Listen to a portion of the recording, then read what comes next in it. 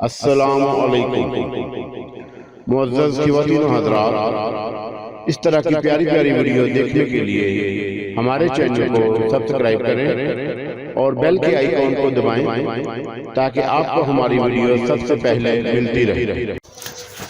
अस्सलामु अलैकुम दोस्तों, पेशे खिदमत है पुजारी एपिसोड नंबर 29।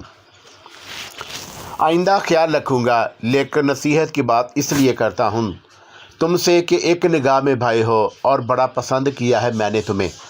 फिर मुझे तुम्हारे साथ एक लंबा जीवन गुजारना है।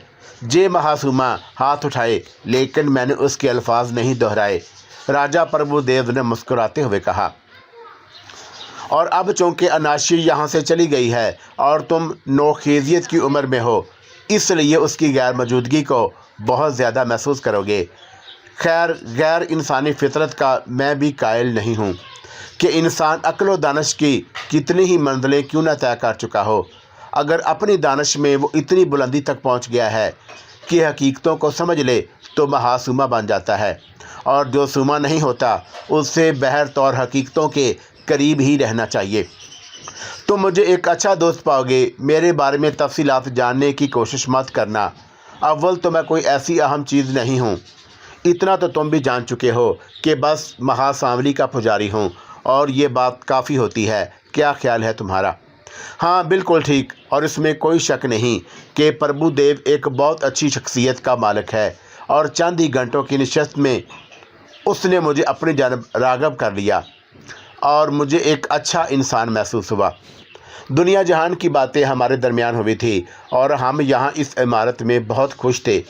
उसके बाद उसने ना तो मुझे जेसुमा कहा था और ना ही मेरे जवाब ना देने पर एतराज़ किया था, और उसने दूसरे दिन कहा, जैसा कि मैंने तुमसे कहा सलाल, कि दुनिया को मेरी आंखों से देखो और इस बात पर यकीन रखना कि हमेशा आराम से रहोगे। शायद उम्दा लिबास, उम्दा खाना, उम्दा ज़िंदगी। हाँ, एक बात कहूँ, बुरा तो नहीं मानोगे? नहीं, बिल्कुल नहीं। वादा करते हो ना? हाँ। जिस कदर हसीन जिस्म के मालिक हो तुम, दीवानी हो जाएंगी लड़कियां तुम्हारे लिए, पागल हो जाएंगी, और अपने जिस्म को कभी किसी के लिए आम ना करना, और तुम्हारे लिए लिबास का इंतखाब मैं खुद करूँगा। उसने अपने कहने को अमली जामा भी पहना दिया और मेरे लिए इतनी खूबसूरत और कीमती लिबास लेकर आया कि मैं हैरान रह गया। ज़िंदगी से जितने फासले पर हो गए थे और ये फासले एकदम मिटने लगे। मुझे एक नई ज़िंदगी मिल गई थी और मैं नाखुश नहीं था। बहरहाल राजा प्रभुदेव मेरी खूब तारीफ़ें करता रहा। फिर 1 या 2 दिन के बाद उसने मुस्कुराते हुए कहा, अनाशिया बहुत याद आती है ना तुम्हें? हाँ, वो मेरी बहुत अच्छी दोस्त थी। हाँ, इसमें कोई शक नहीं, सुमा के हवाले से वो तुम्हारी बहुत अच्छी दोस्त थी, लेकिन जहाँ तक औरत का ताल्लुक़ है, मगर छोड़ो, ये बातें कहने की नहीं होती, करने की होती हैं। मैं आज तुम्हें एक ऐसी दुनिया में ले जाऊँगा जो तुम्हें बहुत अच्छी लगेगी। मैंने उसकी बात का कोई जवाब नहीं दिया था। फिर उसने मुझे एक खूबसूरत लिबास पहनने के लिए दिया और शाम की सुर्खी और धुंधलकों में हम जगमगाती सड़कों पर निकल गए, जहाँ इंसानों का समंदर ठाठे मार रहा था और यह हसीन शहर अपने हुस्न के लिहाज से बेमिसाल था। मुख्तलिफ इलाकों में घूमते हुए हम ऐसे इलाके में निकल आए जहाँ सादो आवाज़ की रौनकें सजी हुई थी। जगह जगह से तरन्नुम उभर रहा था और साज बज रहे थे। मैं उस जगह के बारे में बिल्कुल नहीं जानता था। ज़ाहिर है कि 12 साल की उम्र में रामनगर में रहा और उसके बाद अजाब में गिरफ़्तार हो गया था। इसलिए ऐसी जगहों के बारे में ना तो किताबी मालूमात हासिल थीं, ना अमली में। मैंने मुतअज्जब लहजे में कहा, ये आवाज़ें कैसी हैं? तुम नहीं जानते इन आवाज़ों के बारे में? बिल्कुल नहीं। मौसीकी से कोई दिलचस्पी है? थी से क्या मुराद है? अब नहीं है। भूल चुका हूँ, मैंने जवाब दिया, और राजा प्रभुदेव मुझे अजीब सी निगाहों से देखने लगा। फिर बोला, ये हुस्न की मंडी है और यहाँ हज़ारों अनाशियाँ लहरा रही हैं। आओ मैं तुम्हें उनसे मिलवाऊँ। अजनबी दुनिया है, लेकिन ज़रा मौके की नज़ाकत को समझना और कोई ऐसा अमल ना कर डालना जो खुद तुम्हें नापसंद हो। मैं समझ नहीं सका था कि इतनी सारी नसीहतें वो मुझे क्यों कर रहा था। आखिर ये कौन सी जगह है जिसकी वजह से वो मुझे इतनी हदायतें दे रहा था? उसने कहा था कि यहाँ हज़ारों अनाशियाँ बिखरी पड़ी हैं। मैं देखना चाहता था कि ये कौन कौन सी अनाशियाँ हैं। वो एक जगह मुंतखब करके एक दरवाजे की जानब बढ़ गया। ना जाने क्यों उस दरवाजे से अंदर दाखिल होते हुए मेरे कदमों में लर्ज़श सी पैदा हो गई थी। शायद ये उसके अल्फाज का नतीजा था। बहरहाल हम एक खूबसूरत सजे हुए मकान के अंदर दाखिल हो गए और फिर बेधड़क उस मकान के एक वसीअ अरीज़ कमरे में, और कुछ नहीं तो कम से कम दुनिया में रहने वालों के बारे में इतना ज़रूर जानता था कि ज़िंदगी के कुछ आदाब होते हैं। किसी के घर अगर दाखिल होना हो तो इजाज़त लेना होती है। ये ऐसा कौन सा मकान था जिसमें बिला इजाज़त बाआसानी अंदर दाखिल होने में कोई दिक्कत नहीं हुई थी। मैं राजा प्रभुदेव के साथ एक बहुत बड़े कमरे में दाखिल हो गया। फर्श पर कालीन बिछे हुए थे और कालीन पर सफ़ेद चादर बिछी हुई थी और दीवारों के साथ साथ और दरमियान में सफ़ेद गिलाफ में लिपटे हुए गाव तकिए रखे हुए थे और उसके अलावा चांदी के अजीब अजीब से बर्तन जगह जगह रखे हुए थे और बहुत से अफराद उन गाव तकियों से टेक लगाए बैठे थे। एक तरफ साज बजाने वाले रंग बिरंगे चमकीले लिबासों में मलबूस तिरछी टोपियां लगाए बैठे थे और उनके साज बज रहे थे। तिबलची तिबले से ज़्यादा अपनी गर्दन मटका रहे थे और दरमियान में वाकई एक बहुत ही खूबसूरत सी लड़की रक़्स कर रही थी। एक तरफ नीम दायरे की शक्ल में कुछ औरतें बैठी हुई थी और उन्हीं में से एक औरत ने हमें देखा तो चौंक कर हाथ ऊपर उठा दिए और सारे साथ एकदम रुक गए। साथ खामोश हुए तो रक़्स करने वाली लड़की भी अपनी जगह रुक गई। औरत जल्दी से अपनी जगह से उठ खड़ी हुई और उसने कहा, आहा, राजा प्रभुदेव और बगैर इतला के तमाम लोग गर्दन उठा उठा कर हमें देख रहे थे। तो राजा प्रभुदेव ने मुस्कुराते हुए कहा, अरे ये क्या रत्ना कुमारी जी, अपना काम जारी रखें, हम तो मन मौजी हैं, मौज आई तो चले आए। नहीं नहीं, दूसरे मेहमान भी हैं और उनका एहतराम करें। माफ़ कीजिएगा भाई साहब, ये हमारी रत्ना कुमारी जी है ना, ये हमें शर्मिंदा कर दिया करती हैं, हम आपसे माफ़ी चाहती हैं। रत्ना को शायद शर्म आ गई और जल्दी से बोली, जारी रहो जारी रहो। साजिंदों ने एक बार फिर साज बजाने शुरू कर दिए। नाचने वाली लड़की ने होशरबा निगाहों से हम दोनों को देखा और फिर एक अदा के साथ झुककर सलाम किया, फिर रक़्स शुरू कर दिया। आइए बराह करम इधर आ जाइए, राजा साहब आप भी आइए। रत्ना कुमारी जी खूब उम्र रसीदा थी, लेकिन बाल बाल मोती परोए हुए थे और चेहरा चांद की तरह चमक रहा था। उम्र उन पर असर अंदाज मालूम नहीं हो रही थी। मैं सहरज़दा सा था। वाकई राजा प्रभुदेव ने सच कहा था कि दुनिया ही बिल्कुल अजनबी थी। ऐसा बेतकल्फ़ी का माहौल, ऐसा रक़्स, ऐसी महफ़िल, ऐसा सब कुछ तो मैंने कभी नहीं देखा था। बहरहाल रक़ासा रक़्स करने लगी और रत्ना कुमारी जी हमें लिए हुए आगे बढ़ गईं। फिर उन्होंने हमें बैठने के लिए एक उम्दा जगह पेश कर दी जो उनसे कुछ फासले पर थी। गाँव तकिए हमारे सामने किए गए और राजा प्रभुदेव एक ख़ास अंदाज से गाँव तकिए से टेक लगाकर बैठ गया। मैं न जाने क्यों कुछ झींपा झींपा सा था। मैं ये महसूस कर रहा था कि वहाँ मौजूद तमाम निगाहें मेरा ही तवाफ़ कर रही हैं, ख़ास तौर से वो औरतें और लड़कियाँ जो रत्ना कुमारी के साथ बैठी हुई थीं। सब की सब खूबसूरत थी और उनके होंठों पर एक अजीब सी मुस्कुराहट थी। ना जाने क्यों ये मुस्कुराहटें और उनकी आंखों की चमक मुझे अपने पूरे वजूद में चुभती हुई महसूस हो रही थी।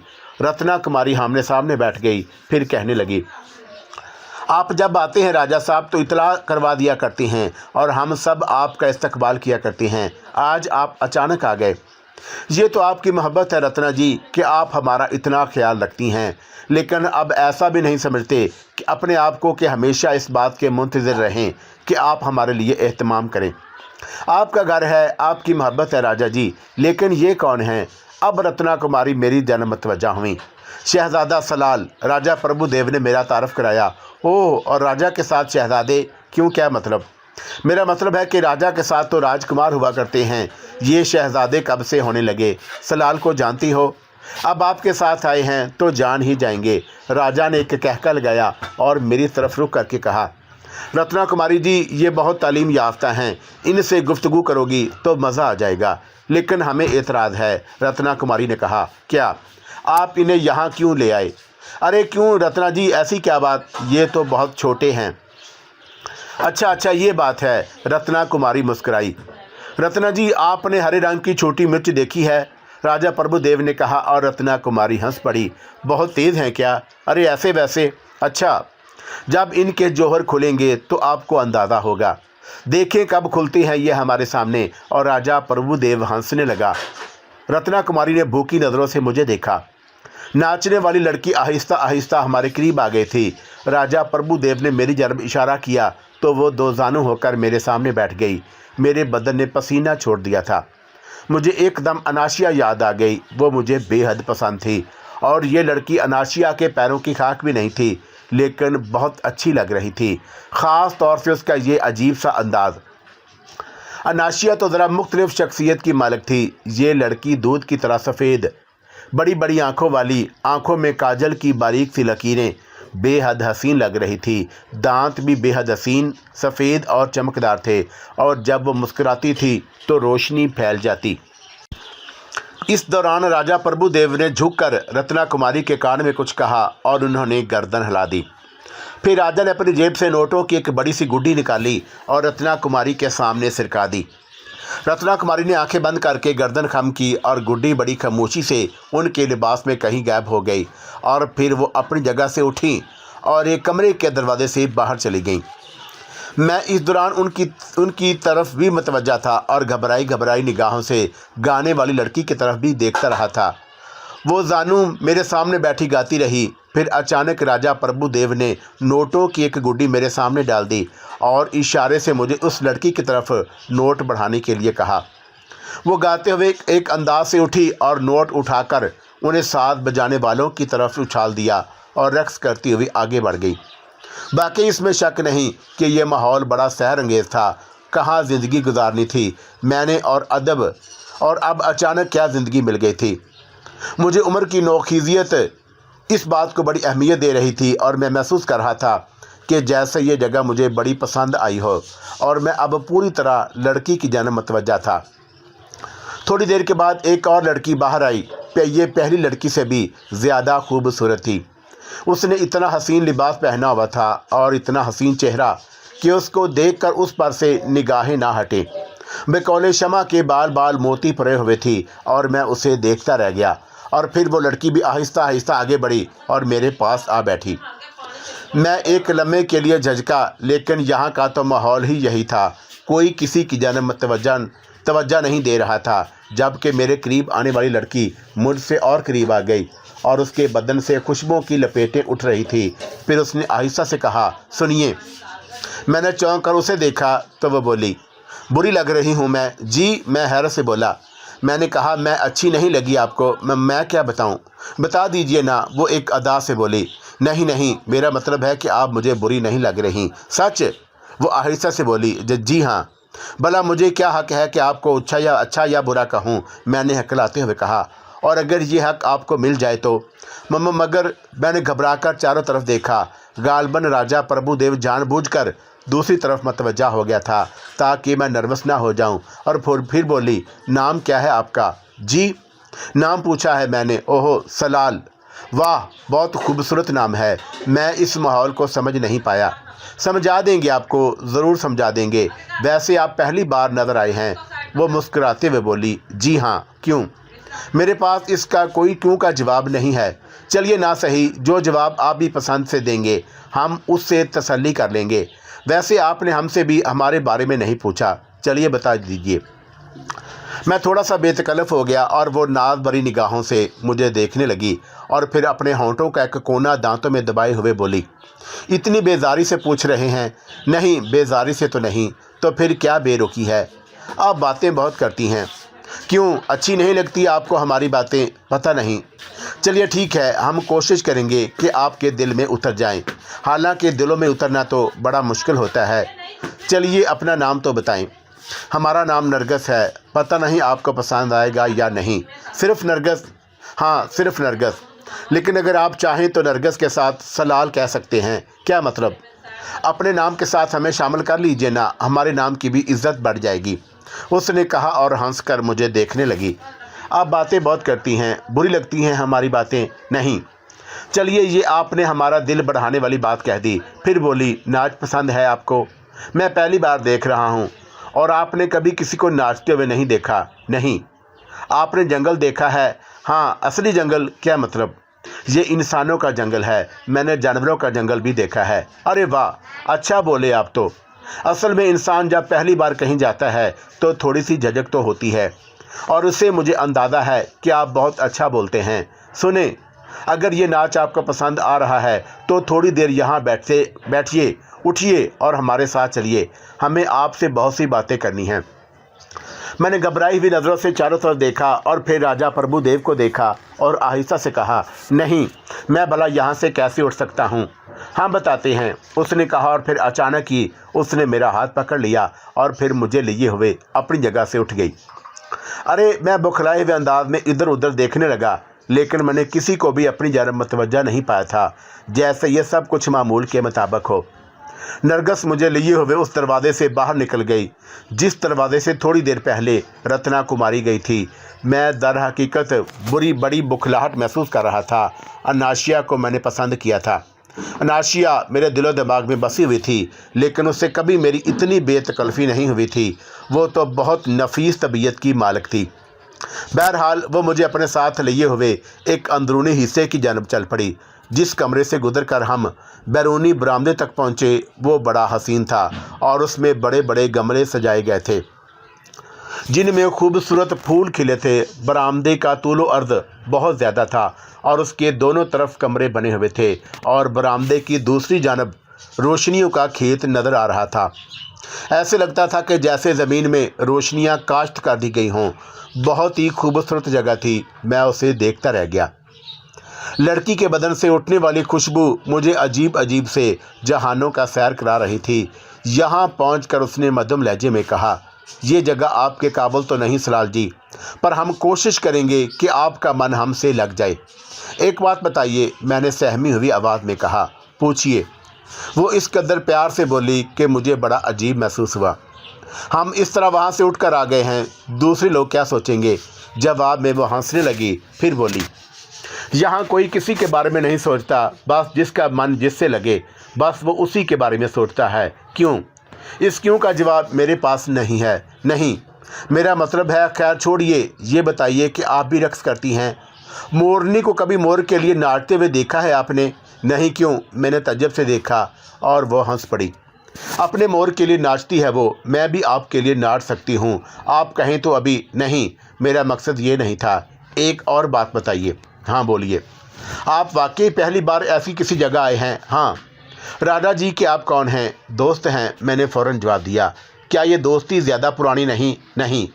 तब ही तो। क्या राजा प्रभुदेव यहाँ अक्सर आते रहते हैं? हाँ, बड़े मनमौजी हैं, वो बड़े आदमी हैं, और जब वो यहाँ आते हैं तो हम सब बहुत खुश हो जाते हैं।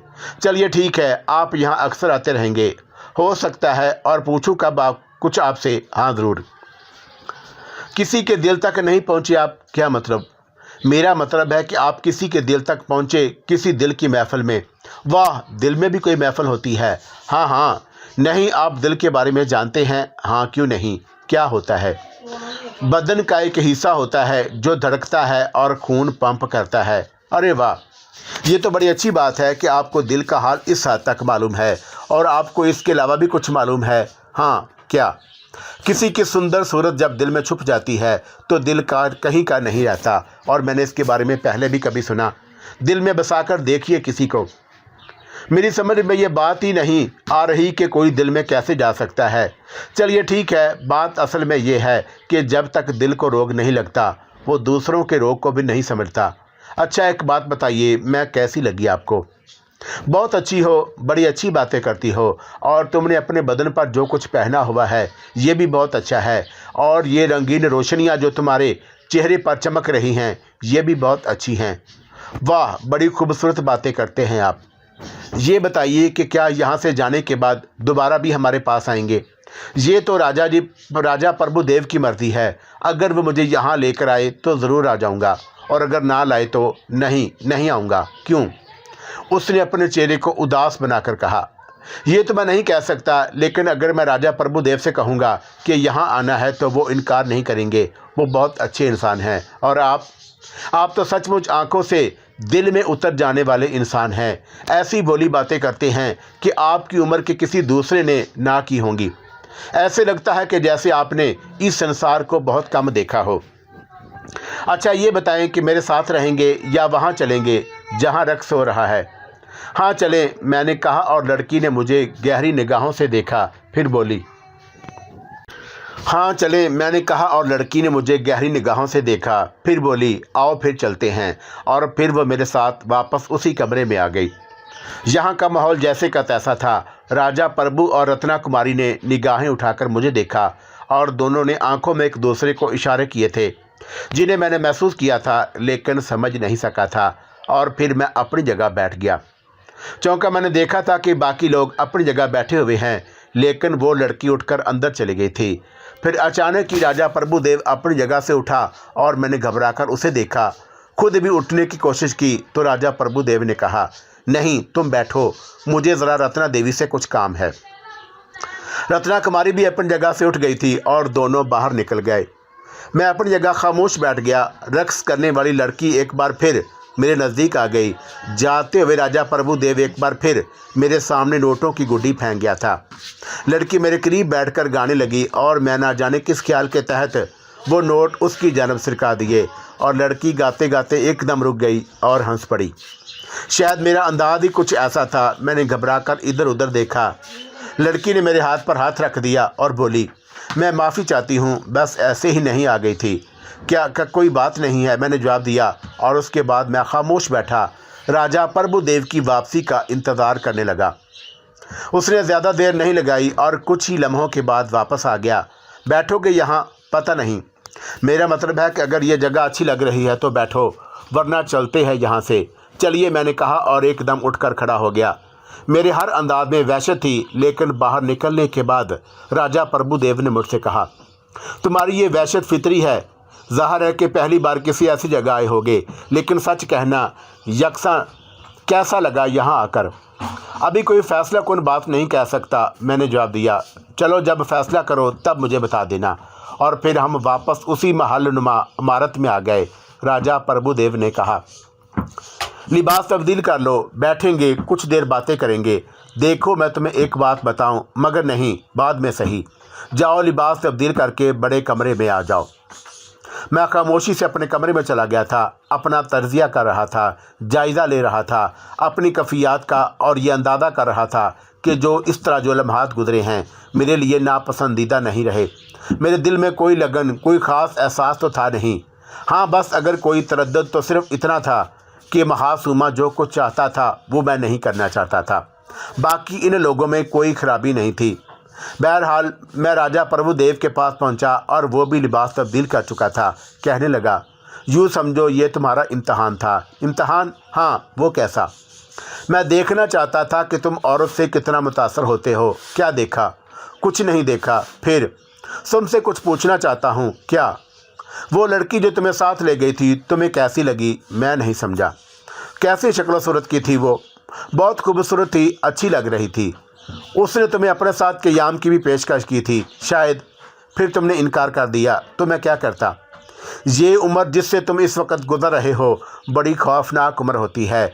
यहीं से इंसान की शख्सियत की तश्कील होती है, यहीं से उसकी फितरत का पता चलता है। मैंने रत्ना कुमारी से कहा था कि लड़की को तुम्हारे सामने लाए। क्यों? मैं देखना चाहता था कि तुम नरगिस के चक्कर में आते हो या नहीं। क्या देखा? मैंने सवाल किया।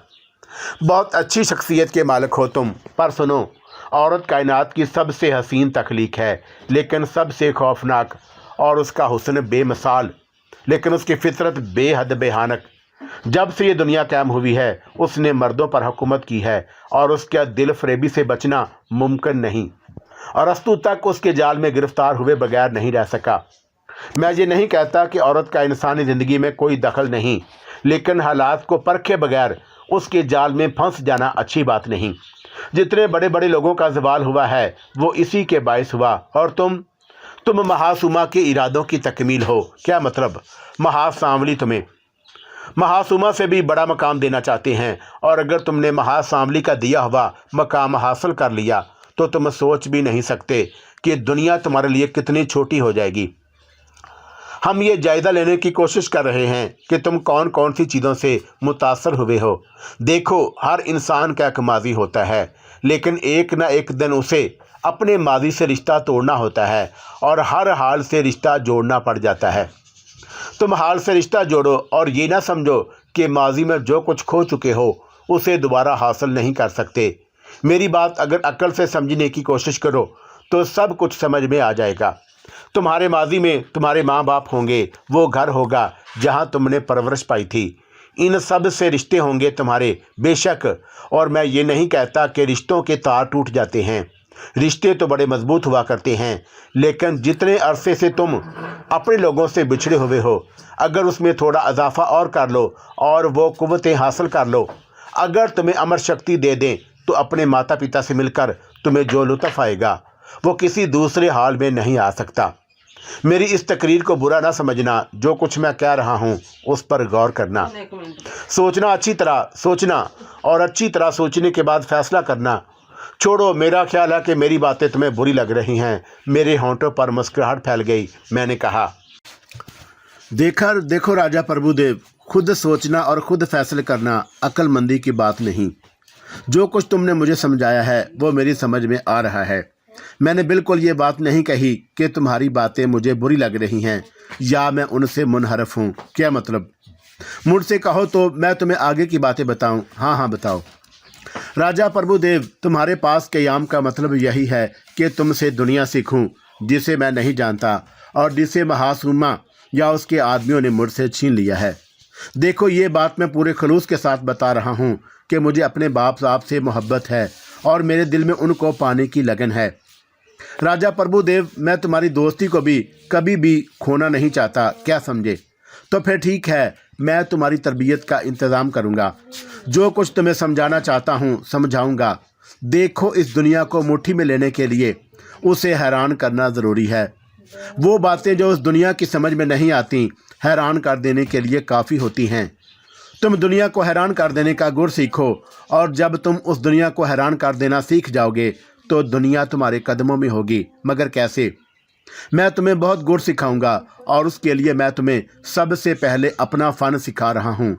चुनाचा कल रात से तुम मेरे साथ बैठा करोगे। रात को, हाँ, आसमान पर सितारे बिखरे हुए हैं और उन सितारों में हर सितारे की एक कहानी है और उन सितारों का इंसानी ज़िंदगी से बहुत गहरा ताल्लुक़ है। अगर तुम इन सितारों का हिसाब सीख जाओगे तो ये समझ लो कि इंसानों को उनके बारे में बहुत कुछ बता सकोगे। क्या समझे? और जब ये अपने बारे में सुनेंगे, यानी वो जिसे सिर्फ ये जानते हैं, लेकिन जब वो तुम्हारी ज़ुबान से सुनेंगे तो तुम्हारे गिर्द बिखर जाएंगे। असल में वैसे तो तुम महासुमा और महासांवली के अफकार से अपने आप को दूर ज़ाहिर करते हो, लेकिन मैं तुम्हें खुलकर ये बता दूं कि मुझे इस बात की इजाज़त दी गई है कि तुम्हें तुम्हारी मंजिल पर चलने दिया जाए और इंतज़ार किया जाए कि तुम खुद इस दुनिया को देखो और समझो।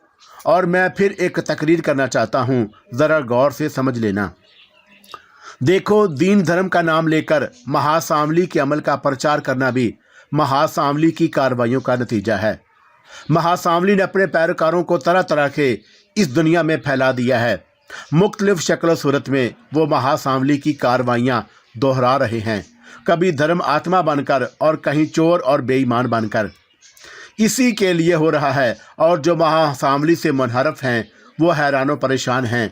इसमें कोई शक नहीं कि मन की शांति के लिए वो सब कुछ भूलकर गोशा नशीनी इख्तियार कर लेते हैं, लेकिन हल ये नहीं है। जब कायनात में महासांवली की कुव्वतों का भरपूर मुजाहरा हो रहा है तो फिर उससे दूर क्यों रहा जाए? महासांवली मुतमन है, वो जानता है कि उसके पैरोकार बड़ी महारत के साथ उसका फ़र्ज़ पूरा कर रहे हैं। क्या समझे? उसे कोई परवाह नहीं कि उसे उसके लिए क्या करना होता है। चलो, आज की रात आराम कर लो, कल से हमारा काम शुरू हो जाएगा। और फिर मैं उससे रुखसत होकर अपनी आरामगाह में आ गया। आज मैं एक नई ज़िंदगी से रोशनास हुआ था। जो जगह मैंने देखी थी वो बिला शको शुबा दुनिया में मेरी दिलचस्पियों को बढ़ाती थी। क्या हसीन माहौल था, कितने मुतमिन लोग थे, नाचने वाली लड़की और फिर नरगस तो वाकई जो दिल में उतर जाने की सलाहियत रखती थी। मेरे दिल के गोशे अगर खाली होते तो मैं यकीनी तौर पर उसकी आरज़ू करता, मगर मेरे दिल में तो अनाशिया की मोहब्बत बसी हुई थी और अनाशिया ही मेरे दिल के खाली गोशों में जगह बना चुकी थी। बेशक वो मुझसे बहुत दूर थी, बेशक मेरे और उसके दरमियान ना जाने कितने फासले हो गए थे, लेकिन उसके बावजूद मैं अनाशिया को याद कर रहा था और उसके अलावा राजा प्रभुदेव ने मुझसे जो कुछ कहा था मैं दिल से उसे तस्लीम नहीं करता था। लानत हो महासामली पर, और उसने अगर दुनिया में बुराइयां फैलाने का काम शुरू कर रखा है तो कम से कम मैं उसका साथ नहीं दूंगा। हाँ, बाकी रहा जहाँ तक इल्मो फ़नून सीखने का तल्लक, तो उसके लिए पहले ही मैं अपने दिल में फ़ैसला कर चुका हूँ। मैंने यही फ़ैसला किया था, बल्कि इसी फ़ैसले के तहत मैंने बेचारी अनाशिया को भी धोखा दिया था कि बज़ाहिर महासामली का पैरोकार बन जाऊँगा, लेकिन उसके गुर और उसके गुण जानने के बाद उन्हें उसी के खिलाफ इस्तेमाल करूँगा। देखूँगा कि वो मेरा क्या बिगाड़ सकता है, और इसीलिए मैंने राजा प्रभुदेव से भी उस बात का वादा कर लिया था। चुनाचा राजा प्रभुदेव ने दूसरी रात से मुझे सितारों का इल्म सिखाना शुरू कर दिया।